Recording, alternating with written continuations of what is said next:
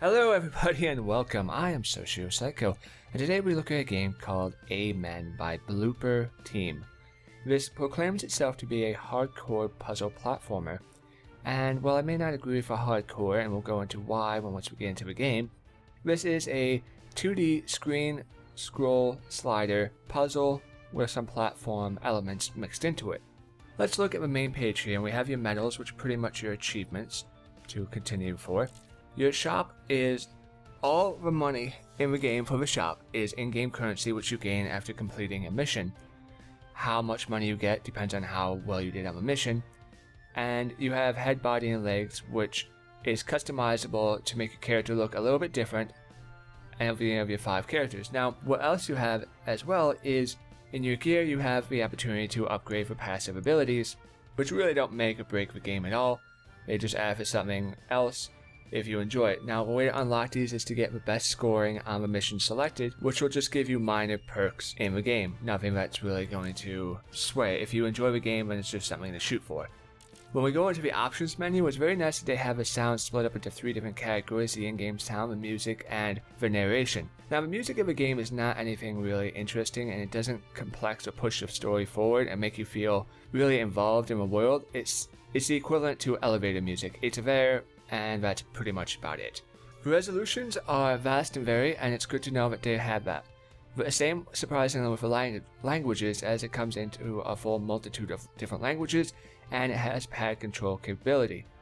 One thing that is not good, unfortunately so, is the fact that it does not have accessibility to rebind your keys. They've given you a set bind pattern, and while those keys that they've bound are not necessarily the keys that you may enjoy or have been used to using to interact with objects in other previous titles or games, not being able to rebind them takes it back a bit, so you have to relearn the way they want you to.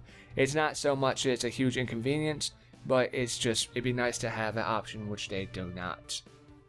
Now, the game itself is split up by levels, and there are 4 tiers, 10 levels in each tier for a total of 40 levels.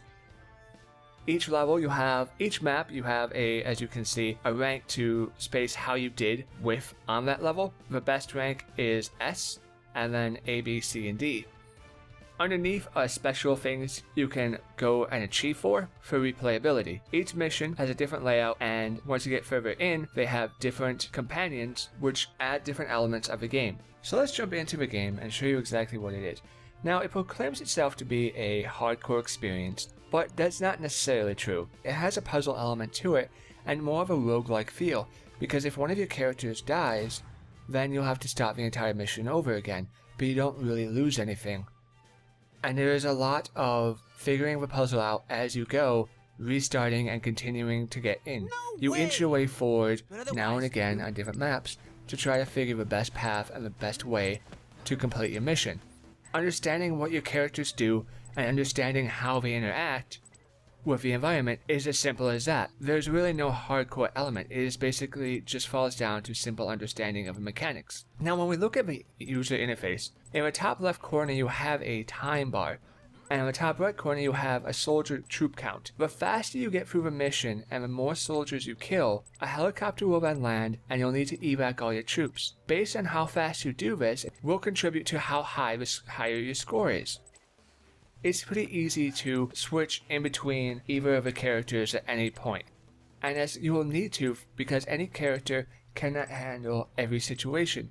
And it's about working in a team, and different units have different strengths. So this guy, Atom, can use weaponry and grenades, but he has an ammo count, so you can't just run around blasting everybody. Where this guy is an engineer. With correct engineer tools, he can pick through the entire area. So let's start with him. And he has started with a pickaxe, so he can chop through the designated area of the ground. We can grab this item, and as you'll come across, there are plenty of boxes in the world which you can pick up. Different boxes are for different people, and that one was for an engineer. Now you can go over and you can paint this landmine, and then the robot soldier will simply just run right onto it.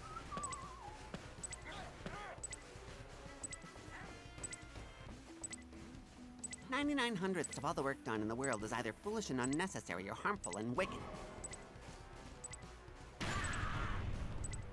Now, the way to see the entire map and scroll over, I've not had an issue with.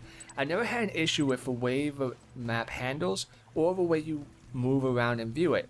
And this is a good example right here. If you're coming here and you want to shoot that boulder and land it down, perhaps you can't see exactly because you'll be aiming with a mouse. It's simply about timing. You time it, and that's not difficult. It's just a mechanic of a game which you need to keep in note. Now, things that are broken with the game, that we have one here, I found that these question marks end up crashing the game after the first mission, the first tutorial mission. After that, anytime I've clicked on these question marks throughout the entire game, it's crashed my game. That's not good for performance fidelity.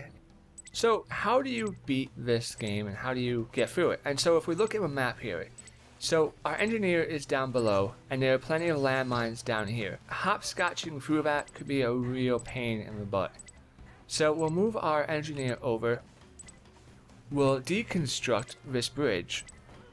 Now it will show the outline of a bridge to allow you to understand where you can build one up if you have the correct tools, but the bridge is no longer there. Now we simply use this grenade on him, and not to destroy any of the soldiers, but to destroy the ground that's selected. Now there's also different enemy robot AIs in the game. Some are pretty smart and some are stupid. These are the more stupid ones which you can manipulate in this fashion. The other ones you have to be a little bit more creative, but you can still manipulate to your will, and each puzzle allows you to do such. The puzzle difficulty and progression is actually quite fair. As the game progresses forward, it shows you the different ideas and levels throughout the game, which are not, it never jumps unfairly. As you can see, there's some platforming in the game, but the platforming that I've found in the game has never been anything that's been overly difficult, and I'm not good at platformers. It stays true to its puzzle aspect over its platforming, and that's what matters the most. Rush? In the 21st century? They must be joking. So what we need to do here, and this is part of the puzzle, we need to get him up.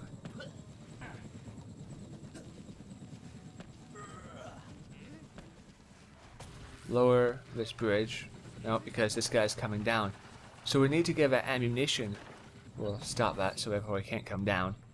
And once he turns around, then we'll kick it back up. Pop back up here.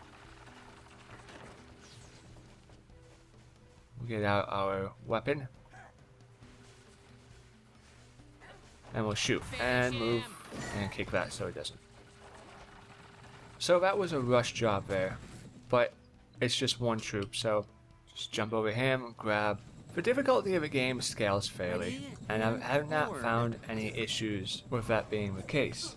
But as far as difficulty goes, it's really not that challenging of a game. It offers some creativity, but it's basically things that you just continuously have to go and try again.